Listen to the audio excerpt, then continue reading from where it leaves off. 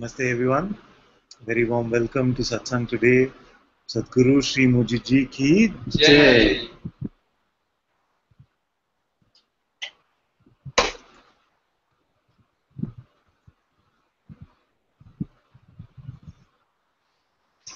This is good. What are you guys doing there?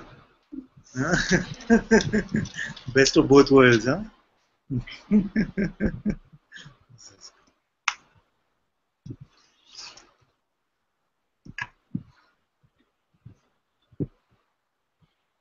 You know what happens very often is that we might feel like we're at the end of the spiritual journey or something like this,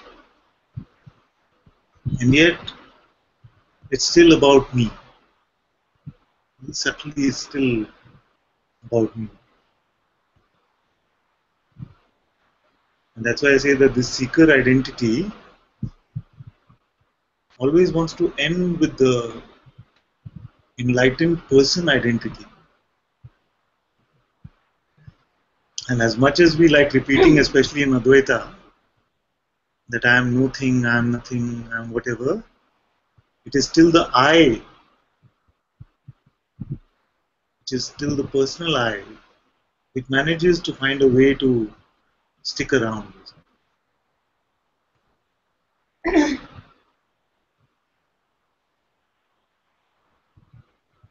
And this is what we must inquire into. Is this still about finding something for the identity?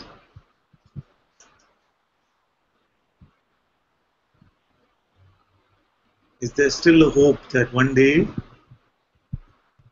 the self that I discover will be somehow related to this identity that I have carried around?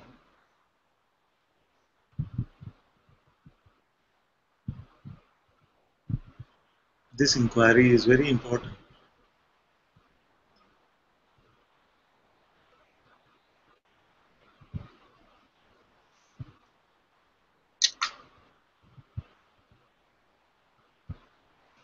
What is all of this for?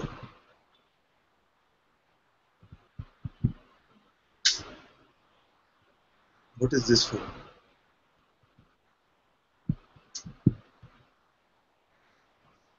Is there still an expectation that something must happen here? Is there still some looking for spiritual experiences?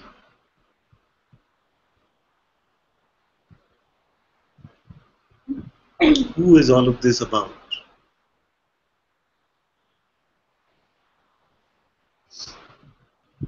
Is there a you which wants to take a hold of this awareness and say, I found the awareness. I am very clear about the awareness. I am very clear about the self.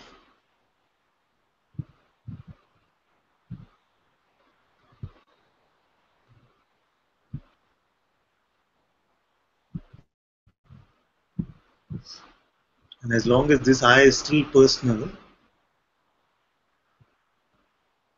if you still reinforce this I, this belief in the existence of an individual,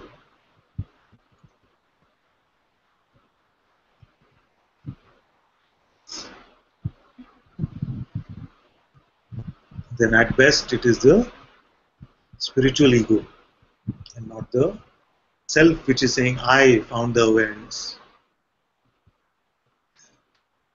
But don't get me wrong, I don't want anyone to become like the Advaita police or something, going around telling everyone, who's the I? Who are you? Who wants lunch? It's not like that. Conversationally, we can still use these words,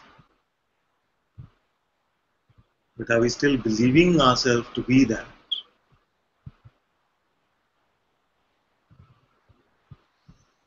That never existed.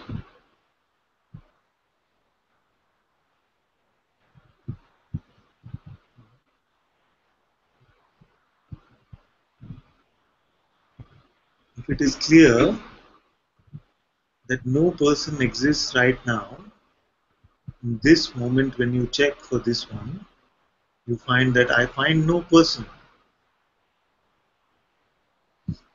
Then how could it ever have existed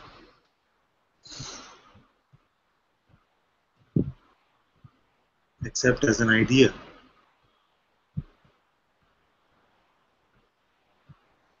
Therefore, it is all about the right now.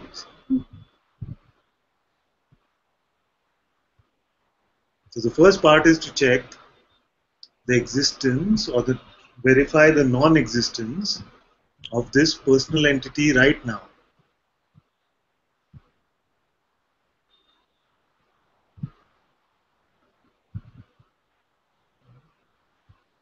Let's really do it.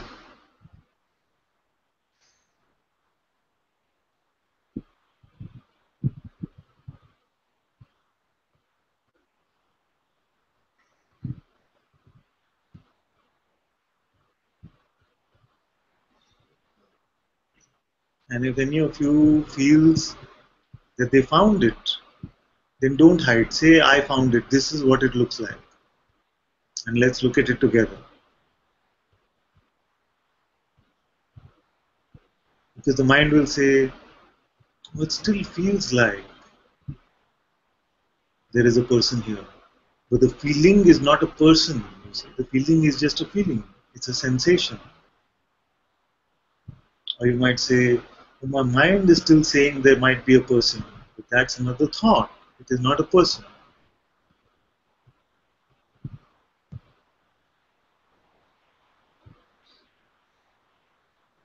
Right here, right now, no person exists.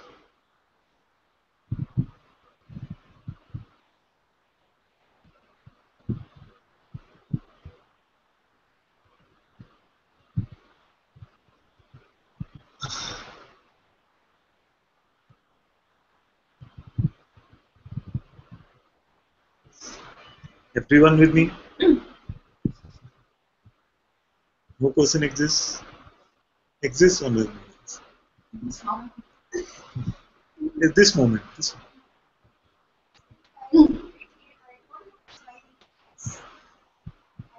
Yes, yes. So it is clear, at least that I am not it. If you don't know the hiding place of something, then you can definitely not be it. So the person is only the identity that I have given myself.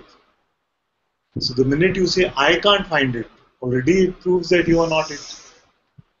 The person implies that I am an entity. That makes a person. So can we find this entity that I am presuming myself to be? See? So already when you say I can't find it, means what? You cannot be it. If you can't even find it, how can you be it?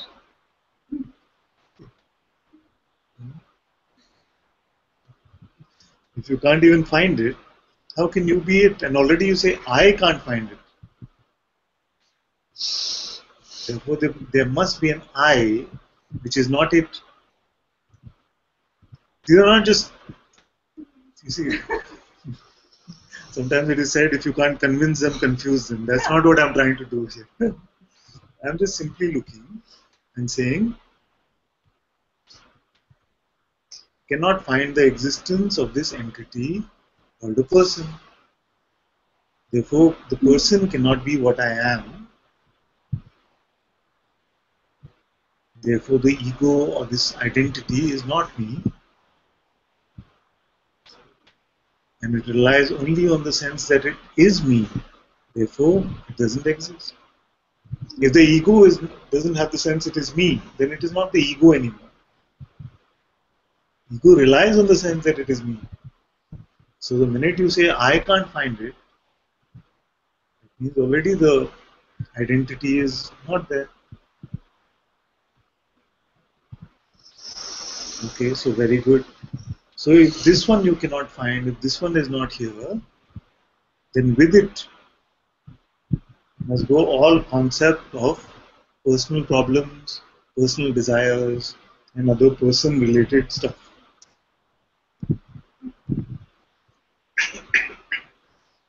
If the person is not there, then all that the person wants and is averse to, likes and dislikes, plans about life, ambitions and goals, regrets and fears, pride and guilt, all this must go.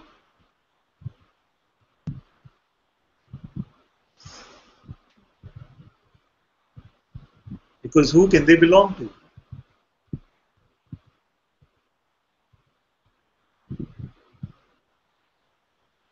All these are personal, you see. So around one lie,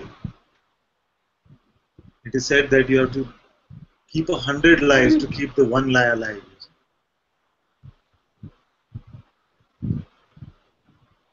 So around the lie of a personal existence, we've reinforced this one main lie with so many other lies about what we want, what we don't want, the way my life should go or not go, all these ideas. So you say right now, I cannot find the person. Therefore, at least till we find this person, can we keep all that the person wants aside or not? I'm not even saying forever, for you especially. At least till we find this person, can we keep all that the person wants aside or not? Yes, yes, we are, that is the next step. So we walk together over there. So at least till here we are together. As long as we don't find this entity called the person, let's at least keep all that is personal aside. And what does that mean? How to keep, because you should have asked, how do I do this? How do I keep all that is personal aside? I said very simply, let's keep all that is personal aside. I'll give you the simplest way. Right here, right now, there is no person. So how does something that is personal come up? How is it bought? Because the person has a messenger. It is selling you stuff that the person wants. This messenger is the mind. Without believing what the mind is saying, you cannot pick up any personal concept about yourself. It's as simple as that.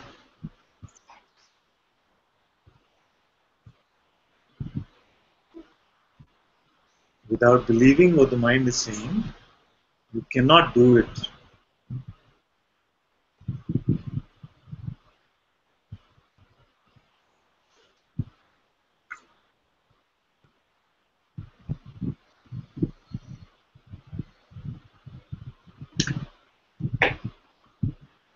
Therefore, to keep all that is personal aside, all that is needed is for us not to believe our thoughts. And then the thought itself will come and say, but that is too much. How can I not believe my thought? There are so many, so many. They come all the time. So therefore I say, okay, to keep it aside right now, just don't believe your next thought.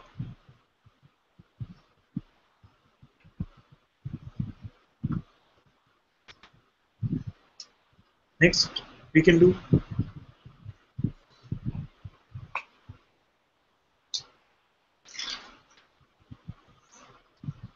Even if it feels like effort, don't Advaita this too quickly. Because very quickly you come and say, oh, he just said there's no person here, who's there to do all of this? I'll demystify that for you. But for now, just know that even if it feels like work, even if it feels like a choice, if it feels like effort, then make the effort to not believe your next thought.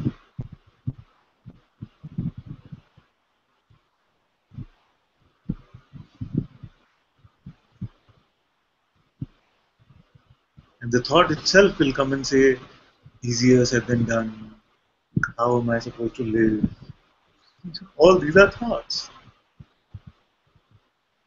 And most of you will be able to just let most of them go.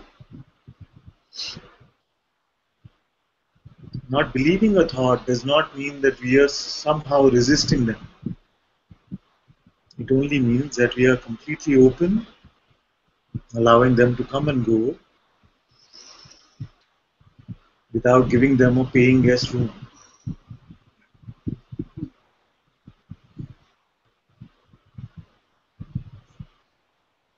Don't pay them your belief.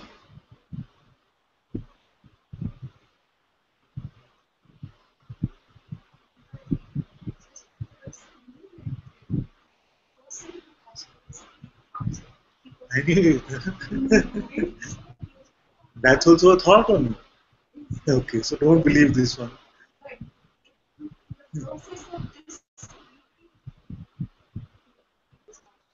Exactly. Exactly. So in the process of disbelieving, it dissolves. Why? Because it is made up only of beliefs. Therefore, that which is made up itself of beliefs cannot be the one who has the power of belief. There must be, if the power of belief is playing out in this realm, then there cannot be the non existent basket of beliefs which is giving belief to something. If it's just a basket of beliefs, this basket of ideas, can a basket of ideas give belief to something? Can it go to the shopping place and add some more to the basket? No. So, what is that? What is that? So, this is the second step. So, first we found that no person exists, but that which gives belief must be here. If it is possible to give belief or to withdraw belief, then that which gives belief or withdraws belief must be here. We already said that no person I can find. And yet, I am, I exist. So, this I that exists is which one? Who lost me? I can rewind and go slow. Who lost me? Lost me?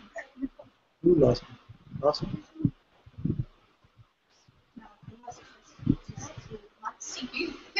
It's okay, but who lost me in the hangout?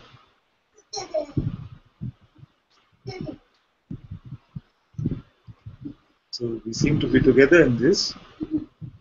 We found first that no entity called a person is here. Second, we found that that which convinces me of my personal existence is only my next thought. And we said that the way not to buy this personal idea is not to believe the next thought.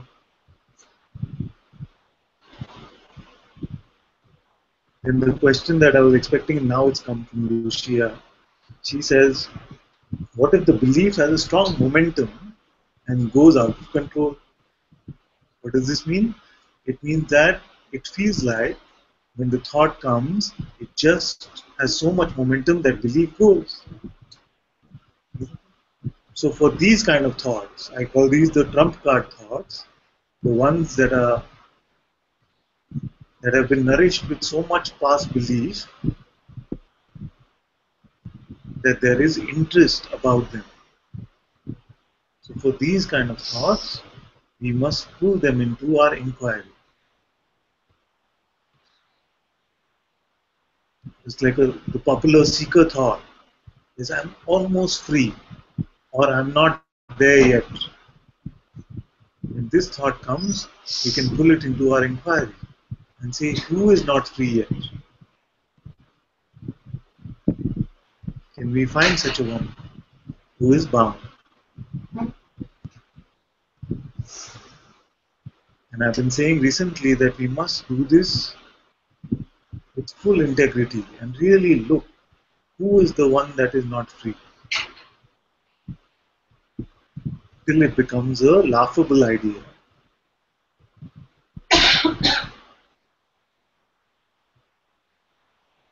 And once it becomes a laughable idea, then you find that belief doesn't seem to have the same kind of magnetism or momentum. And even these thoughts will come and go.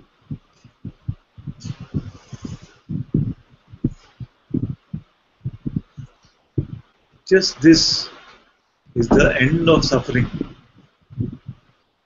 You cannot suffer without believing a thought. And the good news is it's never about what you believed in the past, even a second ago. It's only the next one. Because in every moment you start fresh. You are the self right now.